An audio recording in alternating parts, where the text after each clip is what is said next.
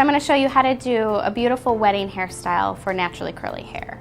This is a great look for a wedding because it's interesting from all sides. I'm going to start with the hair natural, and then I'm going to add curls to it with a curling iron. So the first thing that I'm going to do is I'm going to separate a big rectangular shape on the top, and I'm going to twist that up. I'm also going to leave 2 little sections out on top of each ear. Then what we're going to do is we're going to work from the back. A good rule of thumb to remember when you're doing an updo is to decide how high up you want your updo.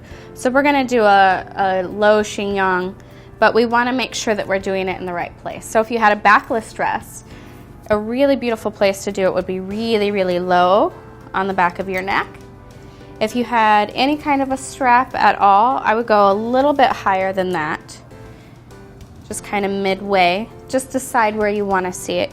You could also do asymmetrical, so you could do off to one side, which would be really beautiful if you had a one-strap dress.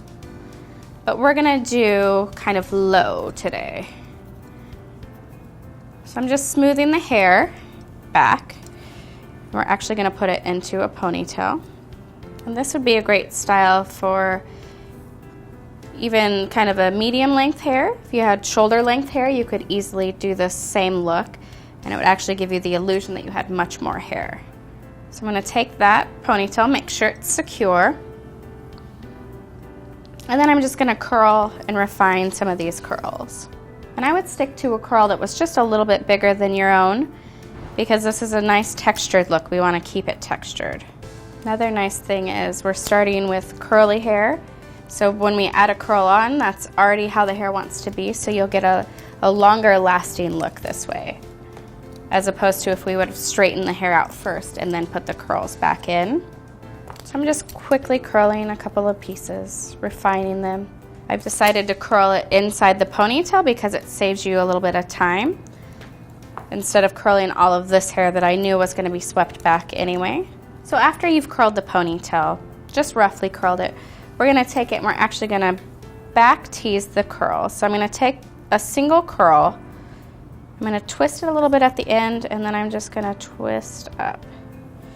So I have one hair in my hand, and I've just kind of rouged it up. So because we want this low, and I'm at the top of the ponytail, I'm going to start at the top.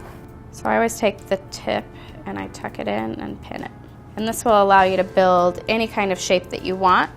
But instead of taking and making everything look so perfect, it just gives you a great natural textured look. So I'm going to do that throughout.